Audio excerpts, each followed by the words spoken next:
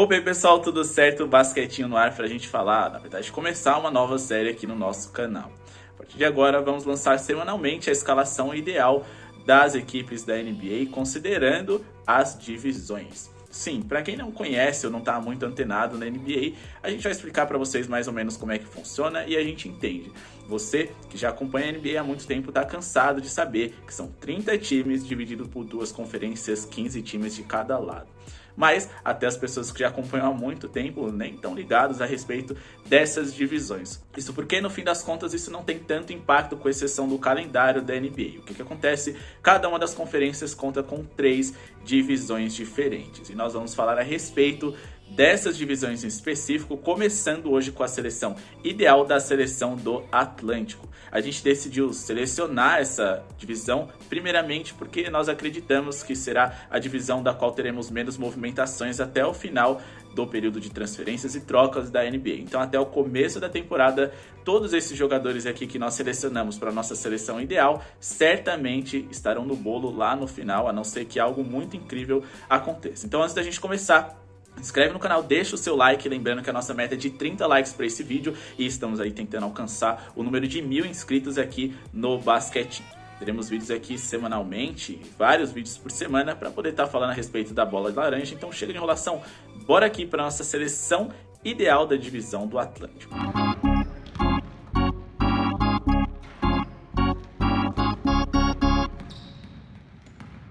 Bom pessoal, bora falar do nosso basquetinho diário aí, né? Começando aqui a nossa seleção ideal, explicando para vocês quais times fazem parte, apesar de estar na nossa thumb, estamos falando dos seguintes times: Boston Celtics, Toronto Raptors, Philadelphia 76ers, New York Knicks, que eu estou vestindo a camisa aqui, e Brooklyn Nets compõem a divisão do Atlântico. Então, vamos selecionar os jogadores daqui. E já avisando vocês, James Harden não estará na nossa seleção, decidimos excluir aqueles jogadores que pediram troca. Ok, então James Harden é um jogador que não fará parte da nossa lista. Bora aqui para a nossa seleção ideal do Atlântico. Você pode deixar nos comentários a sua também, começando aqui com Jalen Brunson. Por mais que não seja uma moda antiga, a gente tá falando de um jogador que atua na posição de ponto guard, fez uma temporada excelente, né, 22, 23, um ótimo playoff, e mostrou que pode ser um pontuador nato quando preciso. É um jogador aí muito interessante e muito questionável se ele seria capaz de levar o nível do New York Knicks, e a resposta nessa temporada de 23 foi que sim. Então ele garante a nossa primeira colocação aqui dentre os armadores. A gente até cogitou de colocar o James Harden, é um jogador que eu acredito que tem mais talento do que o Jalen Brunson, por mais que o James Harden não seja o base, né, acredito que são Rockets, mas por conta da nossa condição de jogadores que não pro, acabou caindo no colo do Jalen Brunson, porque eu acho que faltou um pouquinho armador de alto nível aqui, nível All-Star, que eu acredito que na divisão do Atlântico. E agora vamos aqui para as nossas outras colocações. O primeiro jogador que a gente vai colocar na nossa lista aqui, e o jogador imprescindível, é o Jason Tatum. Por mais que ele tenha a fama de correr por muito ser ligado, que seja diverso, capacidade de completamente diverso, nessa quadra, coloca ele entre os melhores jogadores da liga, é um jogador que pode defender diversas posições e que precisa estar na nossa seleção ideal. Já se trata do melhor jogador de, muito provavelmente, o melhor time da divisão do Atlântico. E também os melhores jogadores da Conferência Leste inteira. Jason Tatum precisa dessa vaga e está garantido ao lado do seu fiel parceiro, companheiro ali, Jaylen Brown. Jaylen Brown é um jogador extremamente talentoso, o homem mal também tem características ali, né, de um grande scorer, pode pontuar de diversos setores da quadra, infiltra, que é uma beleza, e também é um jogador afiado nas bolas de 3, além, é claro, de ter um fator decisivo ali dentro da sua mentalidade que faz a diferença.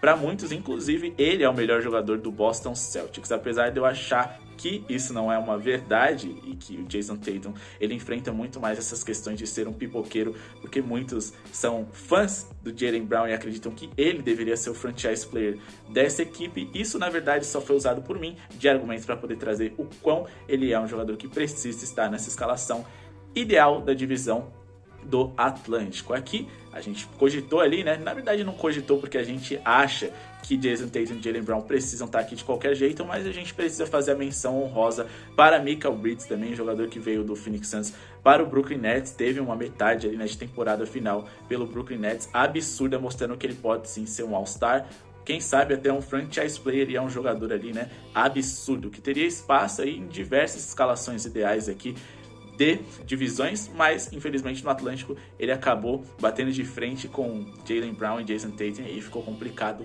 para ele. Também podemos citar aqui Tyrese Maxey jogando de shooting guard, quem sabe não poderia estar ali num time reserva dessa escalação ideal, mas o nosso time titular na parte de trás ficou com Jason Tatum, Jaylen Brown e Jalen Brunson, The Triple J aqui, né, na nossa escalação ideal, com Jason, Jalen e Jalen aqui na nossa escalação. E agora vamos falar lá da frente. Vamos matar aqui a nossa lista com um nome que precisa estar nessa escalação. Joel Embiid, o atual MVP da NBA, pode concordar, pode discordar, quem sabe não foi o Jokic, na verdade, de fato, foi o Joel Embiid, ou foi o Joel Embiid de anos que o Jokic venceu, não interessa, a gente tá falando de um jogador que nas últimas 3 temporadas aí foi um jogador de top 5, principalmente na temporada regular, jogador absurdo, dominante e, acima de tudo, um jogador que também no lado defensivo consegue ter uma influência, um impacto absurdo na equipe da qual ele atua. No Philadelphia 76ers, que só foi o que foi nos últimos anos, um time aí que a gente já sabia com muita tranquilidade que estaria classificado para os playoffs ali desde o começo da temporada na Conferência Leste, porque tinha Joel Embiid. Agora nós vamos aqui para uma posição que foi bem complicado, porque a gente está falando de dois jogadores aqui de um altíssimo nível, que foram All-Stars recentemente e que jogam na mesma posição. Estamos falando aqui de Pascal Siakam e também de Julius Randle, dois jogadores aqui de muita qualidade também, repito, foram All-Stars recentemente. A gente está falando aqui de um Julius Randle, atleta do New York Knicks, que foi muito bem na última temporada também. Na penúltima temporada nem tanto, mas nos últimos 3 anos teve 2 temporadas de altíssimo nível, realizando arremessos um tanto quanto irresponsáveis, mas que caíam. Ele faz arremessos, faz jogadas difíceis acontecerem.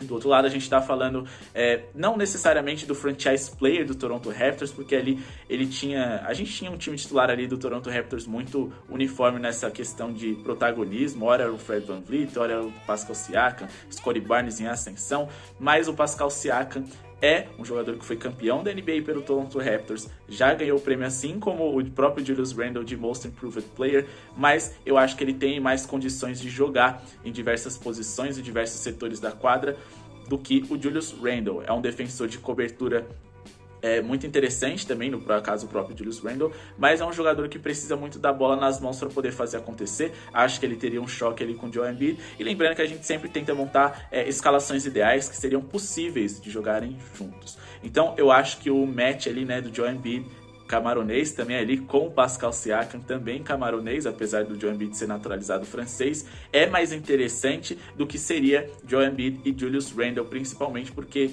eles atuam ali mais ou menos no mesmo setor, o mapa de calor deles ali é muito semelhante. Então acho que o Pascal Siakam, apesar de tá bem entregue caso fosse o Julius Randle, merece mais essa colocação.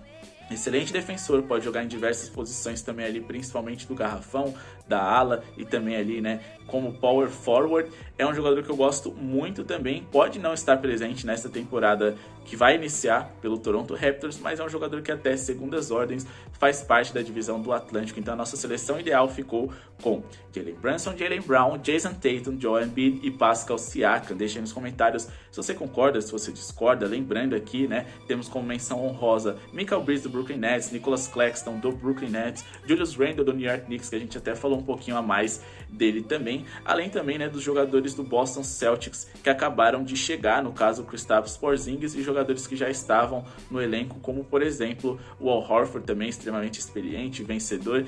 Enfim, a gente está falando aqui de uma divisão bem competitiva que poderia ser, sim, vencedora da NBA com esse time aqui que a gente montou para eles. Deixa nos comentários se você mudaria alguma coisa ou não. Muito obrigado pela sua audiência e falou!